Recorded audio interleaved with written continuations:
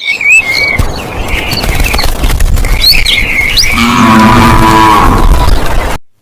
कहानी है एक छोटे से गांव हरिपुर की, जहाँ पर रामू रहता था।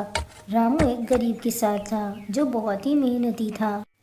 रामू के साथ रामू की पत्नी और उसकी 5 साल की बेटी रहती थी। रामू की पत्नी को कैंसर था।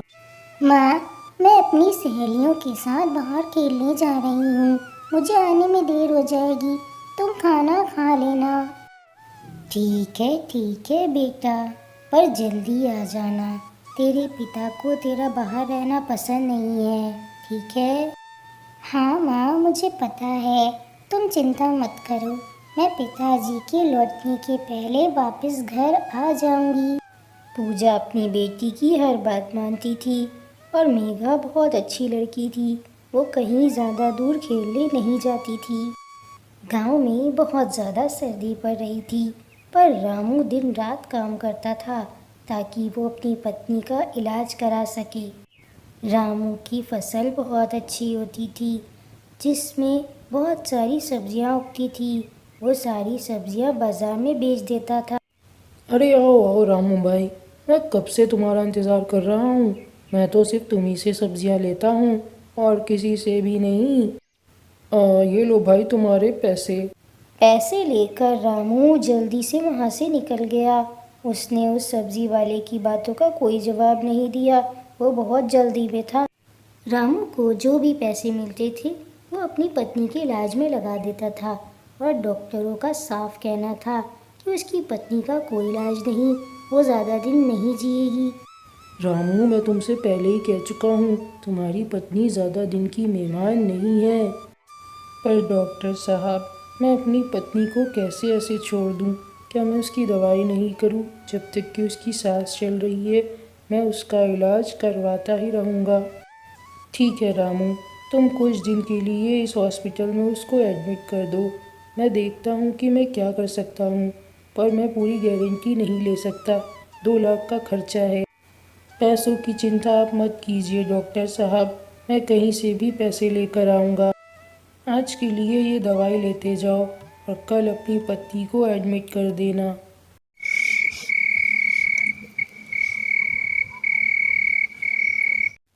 पूजा, मैंने डॉक्टर से बात कर ली है, तुम बिल्कुल ठीक हो जाओगी। कल तुम्हें अस्पताल में भर्ती कराना होगा।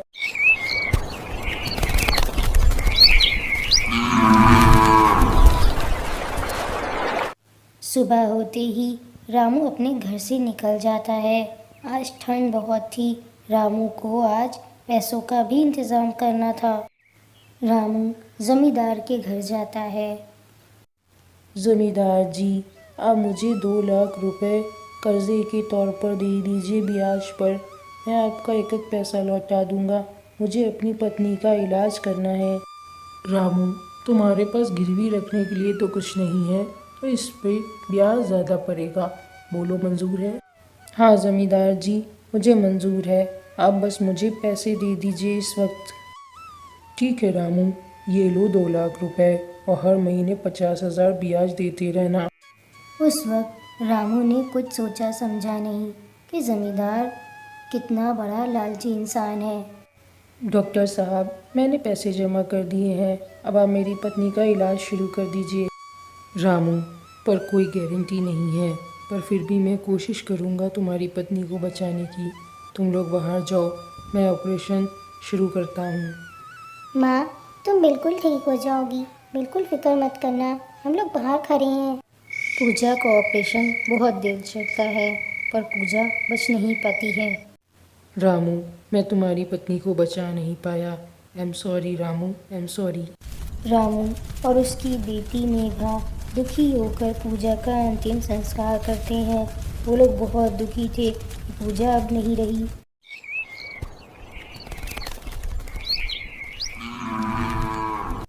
एक महीना बीत जाता है।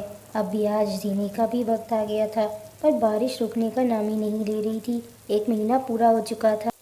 ओ रामू, 1 महीना हो गया है और तूने ज़मींदार का ब्याज नहीं दिया।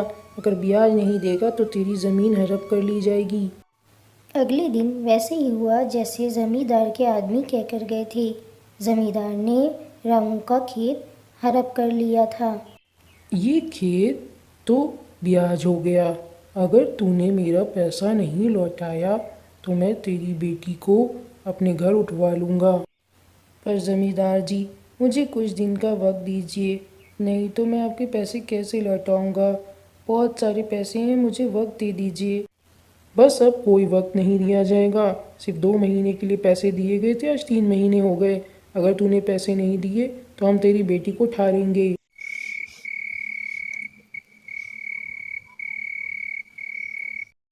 रामू रात भर सोचता रहा जमींदार की बातें, पर उसे कुछ नहीं समझ में आ रहा था कि वो जमींदार का पैसा कैसे लौटाए। और अब तो उसके खेत भी चले गए थे। सवेरा होते ही रामू अपनी बेटी मेघा को लेकर वहाँ से निकल गया, क्योंकि वो जानता था वो कुछ भी कर ले पर जमींदार के पैसे लौटा नहीं पाएगा। मेघा ने रास्ते भर बहुत सवाल किए, पर रामू ने कोई जवाब नहीं दिया। पिताजी कुछ तो बताइए, हम कहाँ जा रहे हैं? अपना घर छोड़कर हम कहाँ जा रहे हैं? मेरी सारी सहेलियाँ गांव में रहती हैं, आप बताइए कुछ। ट्रेन अपनी तेज़ी से चलती जा रही थी। जैसे जैसे गांव से ट्रेन निकल रही थी रामू बहुत खुश था, और रामू ने मेघा की कोई बात नहीं सुनी और ना ही उसको कोई जवाब दिया। मेघा को कुछ भी समझ नहीं आया। शहर आकर रामू ने किराए पर एक घर लिया और मेघा से कहा, मेघा, अब हम लोग कभी गाँव नहीं जाएंगे, अब से यही हमारा घर है। शहर आकर रामू ने बहुत मेहनत की और मेघा को एक अच्छे स्कूल में दाखिल कराया ताकि वो पढ़ लिख कर अच्छी इंसान बने।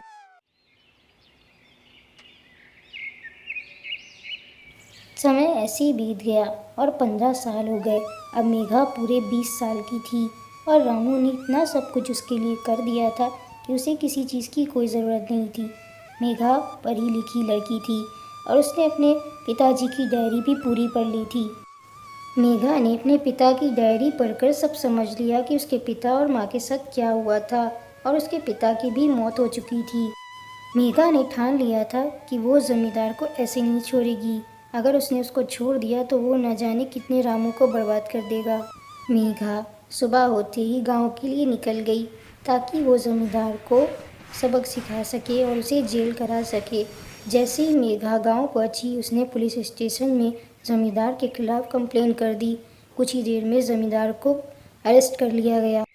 इंस्पेक्टर साहब, मैंने कुछ नहीं किया। जमींदार भी अब बूढ़ा हो चुका था। अब उसकी भी बात कोई नहीं सुनना चाहता था। ना उसके पास अब पैसा था उतना और ना पावर, इसलिए पुलिस ने उसको जेल में बंद कर दिया। उसकी कोई बात नहीं सुनी। इधर मेघा को उसके पिताजी का खेत भी मिल गया। मेघा को आज भी अपने पिताजी उस खेत में नज़र आते थे। मेघा वो खेत पाकर बहुत खुश थी। मेघा ने गांव में ही एक स्कूल खोला ताकि कोई भी बच्चा अनपढ़ ना रहे, सब बच्चे पढ़ लिख कर अच्छे इंसान बने।